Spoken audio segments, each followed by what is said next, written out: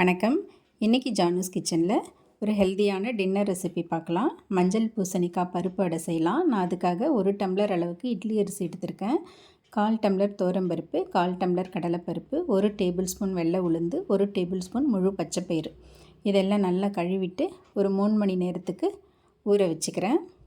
அது ஊறின பிறகு இந்த மாதிரி மஞ்சள் பூசணிக்காய் எடுத்து தோலை சீவிட்டு அதை காய் துருவுறதில் நைஸாக துருவி எடுத்துக்கலாம். இந்த மாதிரி துருவி எடுத்துக்கலாம். இது ஒரு 100 கிராம் இருக்கும். இதை ஒரு பாத்திரத்துக்கு மாற்றிக்கிறேன். இது கூடவே ஒரு மீடியம் சைஸ் வெங்காயத்தை கட் பண்ணி போட்டிருக்கேன். கொஞ்சம் கருவேப்பிலை, கொத்தமல்லி போட்டிருக்கேன். 1/2 டேபிள் ஸ்பூன் அளவுக்கு மிளகுத்தூள் போட்டிருக்கேன். கொஞ்சமாக பெருங்காயமும் சேர்த்துருக்கேன்.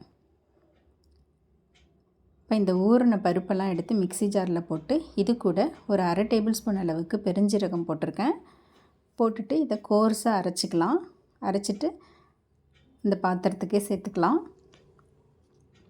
இப்போ இது கூட 2-3 சிட்டிக்கு மஞ்சள் தூள், அடைக்கு தேவையான அளவு உப்பு சேர்த்துக்கிறேன். சேர்த்துட்டு இதை நல்லா கலந்து விட்டுக்கிறேன். இப்போ மாவோடைய கன்சிஸ்டன்சி கொஞ்சம் திக்காக இருக்கிறதுனால இது கூட கொஞ்சமாக தண்ணி சேர்த்து கொஞ்சம் தளன்னு ஆக்கிக்கிறேன். இப்போ நான் இதில் பூண்டு போட மறந்துட்டேன். ஒரு 5-6 பல் பூண்டு எடுத்து தோலோடு நசுக்கி இதில் சேர்த்துக்கிறேன். நல்லா வாசனையாக இருக்கும். இப்போ அடை மாவு ரெடி ஆகிடுது. இந்த மாதிரி இருக்கணும். தோசை தவா காஞ்சதும் அதில் கொஞ்சமாக எண்ணெயை தீத்தி விட்டுட்டு மெல்லிசாக அடையை சுட்டு எடுத்துக்கலாம். இந்த மாதிரி மெல்லிசாக தீத்தி விட்டுக்கலாம். இதில் கொஞ்சமாக எண்ணெய் சேர்த்துக்கலாம். சேர்த்துட்டு இதை லோ டு மீடியம் ஃப்ளேம்லேயே வச்சு மூடி போட்டு இந்த மாதிரி மூடி வச்சு வேக வச்சு எடுத்துக்கலாம்.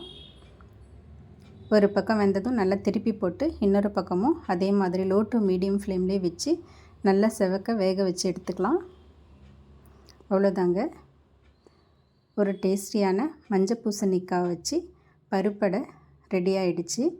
காய்கறி சாப்பிட பிடிக்காதவங்களுக்கெல்லாம் இந்த மாதிரி அடை மாவில் சேர்த்து துருவி போட்டு செஞ்சு கொடுத்தா காய்கறி இருக்கிறதே தெரியாது. அதே நேரத்தில் ரொம்ப டேஸ்ட்டாகவும் இருக்கும்.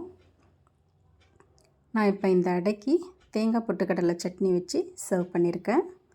தேங்க்ஸ் ஃபார் வாட்சிங்.